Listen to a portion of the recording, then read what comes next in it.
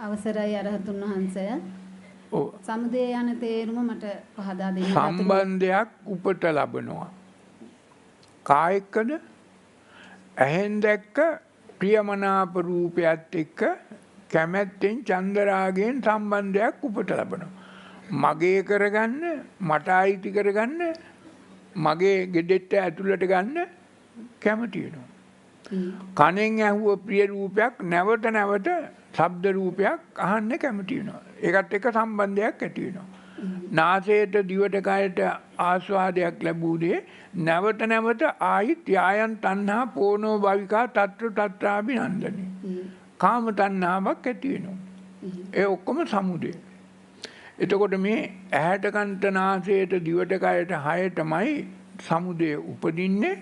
සමුදයමයි අනුසය හැටියට ඇතුළට ගන්න ආසය හැටියට තැන්පත් කරගන්න.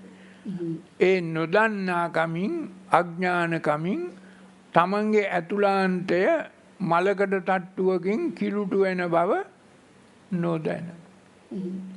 එතකොට මේ සමුදය උපදින හැම මොහොතකම අනුසය උපදින හැම මොහොතකම ඔබේම මනෝමය කාය මලකඩ තට්ටු තුනකින් කිලුටු වෙනවා. රාගමල, දේශමල, මෝහමල, රාග අඳුර, දේශ අඳුර, මෝහ අඳුර හැටියට අඳුරු වෙනවා. එතකොට අඳුරු වුණාම ඔබේ දැක්ම ධම්මචක්කුන් උඩපාදි වෙන්නේ වැහෙනවා.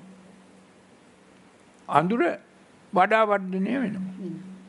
මලකඩ තට්ටු තුන බලවත් වෙනවා. ධම්මස පාදාගෙන කටයුතු කරන්න බැරි වෙනවා. නිවන් දකින්න තියෙන මාර්ගය වැහෙනවා.